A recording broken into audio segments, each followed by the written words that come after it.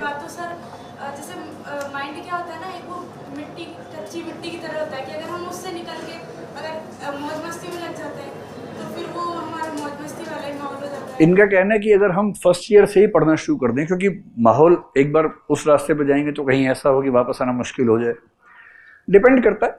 मतलब मुझे ये भी लगता है कि आईएएस बनने के लिए आपका पढ़ाकू होने से ज़्यादा ज़रूरी है आपका स्मार्ट होना। पढ़ाई में भी स्मार्ट होना, बातचीत में भी स्मार्ट होना, जीवन के प्रति नज़रिया भी स्मार्ट होना। और स्मार्टनेस केवल किताबों से नहीं आएगी, उसके लिए 1 साल की आवारागर्दी बहुत ज़रूरी है ना। मतलब शब्द मैंने कठोर चुन लिया, आवारागर्दी, मेरा भाव आप समझ रहे होंगे। जब तक आप दोस्तों के साथ घूमेंगे नहीं, फिरेंगे नहीं, चिल्लाएंगे नहीं, चीखेंगे नहीं, तब तक स्मार्ट नहीं हो पाएंगे। तो पहले साल में अगर आपको उस सब से थोड़ा कम करना तो एक काम कीजिए, जो कॉलेज है आपका, डिबेट्स बोलिए वहां पर खूब, मोनो एक्टिंग हो रही है, एक्टिंग कंपटीशन है उसमें जाइए, मंच पर जाइए, खूब स्पोर्ट्स एक्टिविटीज है उनमें जाइए। ये सारी चीजें कुल मिला के आपको ऐसा व्यक्ति बना देंगे कि आपसे बात करना किसी को भी अच्छा लगेगा। और इंटरव्यू में अल्टीमेटली परीक्षा इसी बात की है, वहां किताबें काम नहीं आती, वहां स्मार्टनेस चाहिए।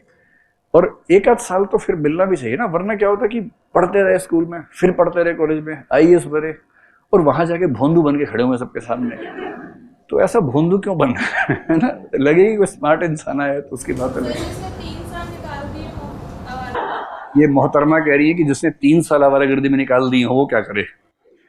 कोई बात नहीं, देखो आईएएस की तैयारी कायदे से 1.5 साल का काम है। और ग्रेजुएशन में जो समझता हूँ राजस्थान का ट्रेंड, आमतौर पर 17वें साल में लोग ग्रेजुएशन में आ जाते हैं। यानी कि 3 साल अगर आपने ग्रेजुएशन के निकाल भी दिए तो आपकी उम्र 20 के आसपास है। और इसका मतलब है कि अभी भी 1 साल पूरा है पहले अटेम्प्ट से पहले। तो 1 साल पहले का और 6 महीने एग्जाम के साथ साथ, तो अभी भी संभव है कि आप 21 की उम्र में ही एग्जाम दे सकें। मैक्सिमम 22 कर लीजिए, क्या दिक्कत है, 22 से शुरू कीजिए एग्जाम देना, और 22 ही तो लिखा है वैसे भी। तो ग्रेजुएशन निकल भी गई तो तनाव नहीं लेना है, जो निकल गया सो निकल गया। अब तो ये है कि जो बचा है उस पर काम करना है। ठीक है जी।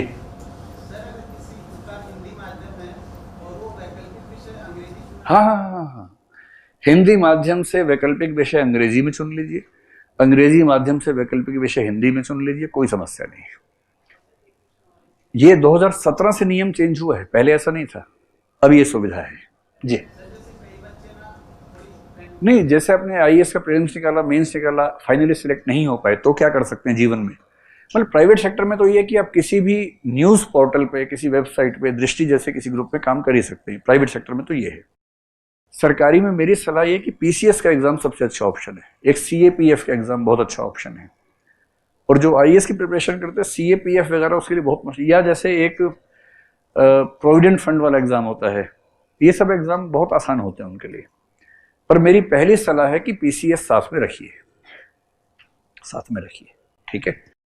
एक बैकअप ऑप्शन जरूर लेके चलिए। अगर आप एकेडमिक्स में हैं, एमए, एमफिल, पीएचडी कर रहे हैं, तो वो एक अच्छा ऑप्शन है आपके पास। और अगर ऐसा कोई ऑप्शन नहीं तो पीसीएस का सिलेबस देखते रहिए। आईएएस की तैयारी के बाद किसी भी राज्य का पीसीएस पढ़ने के लिए मैक्सिमम 6 महीने चाहिए आपको, इतना ही चाहिए, क्योंकि तब आपका टेम्परामेंट भी ऐसा होता है कि बहुत जल्दी आप समझते हैं चीजों को। तो पीसीएस बेस्ट चॉइस है। नहीं तो टीचिंग जैसा कोई एक ऑप्शन साथ में बनाए रखने के लिए एमए जैसी डिग्रीज करके रखिए, कि संकट आए तो फिर वो कर लीजिएगा जी। अब छोड़ दो, अब छोड़ दो। अगर आप इसी साल प्रीलिम्स दे रहे हैं तो अब समय आ गया प्रीलिम्स की टेस्ट सीरीज करने का। और प्रीलिम्स प्रैक्टिस सीरीज एक बुक लिस्ट है जो हम सब बच्चों को देंगे यहाँ पर भी, उसमें 11-12 हजार प्रश्न है, उनका अभ्यास कीजिए। अब प्रीलिम्स पे फोकस कर लीजिए, क्योंकि अब लगभग 2-3 महीने बचे हैं ना जी। बोलिए बोलिए। यूपी की धूमधाम से हो सकती है, बिहार की आराम से हो सकती है, आरएएस की नहीं हो सकती है। इनका सवाल है कि क्या आईएएस पीसीएस साथ साथ हो सकता है।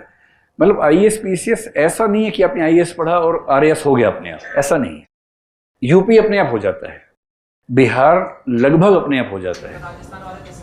राजस्थान के लिए आपको कम से कम 6 महीने अलग से देने पड़ेंगे।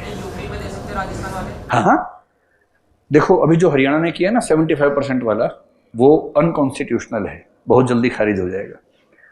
किसी भी राज्य की सरकार भारत के किसी भी राज्य के व्यक्तियों के लिए नौकरियां आरक्षित नहीं कर सकती। आर्टिकल 16(5) संविधान का पढ़िए, समझ में आ जाएगा। 16(3) सॉरी, उसमें पढ़िए, समझ में आएगा। तो आप राजस्थान का ही नहीं, आप उत्तर प्रदेश का भी एग्जाम दे सकते हैं, बिहार का भी दे सकते हैं, कहीं का भी। एक ही बात है कि वहां की भाषा, जैसे उत्तर प्रदेश तो हिंदी है, कोई दिक्कत है नहीं। आप पंजाब भी दे सकते हैं, किंतु पंजाबी आनी चाहिए, क्योंकि वहां की राजभाषा वही, उसका एग्जाम होगा। आप तमिलनाडु का भी दे सकते हैं, बस तमिल आनी चाहिए। तो हिंदी स्पीकिंग स्टेट्स में तो आप हर जगह एग्जाम दे ही सकते हैं, और पूरा हक है आपको देने का, सफल होने का। जी, सेल्फ स्टडी में देखो, हार्ड तो कुछ नहीं होता यार, ये तो कहने की बातें होती है। हार्ड का मतलब है कि किसी विषय को पचा के लिखने की स्थिति में कैसे आएंगे। तो आईएएस में मेरे ख्याल से पॉलिटी और एथिक्स, जो पढ़ने में बहुत आसान है, लिखने में थोड़े से मुश्किल है अपने आप। वैकल्पिक विषय की बात कर रहे हैं। वैकल्पिक विषय में यूपीएससी में मेरी सलाह ये है कि आप हिंदी साहित्य या इतिहास या पोल साइंस या ज्योग्राफी, इनमें से कोई रख लीजिए। सेल्फ से हर विषय हो सकता है, अंतर सिर्फ इतना है कि थोड़ा सा टाइम ज्यादा लगेगा, लेकिन सेल्फ स्टडी से सब कुछ हो सकता है। ठीक है, इसके लिए समय देना पड़ेगा, कभी बैठ के बात करते हैं अलग से, है ना। ये कह रहे हैं कि इस बात का अंदाजा कैसे लगाएं कि प्रशासनिक सेवाएं हमारे मूल व्यक्तित्व से मैच करेंगी या नहीं करेंगी। ये तो इंडिविजुअल सवाल हुआ ना, अभी हम कलेक्टिव सवाल लेते हैं, इस पर कभी और बात कर लेंगे।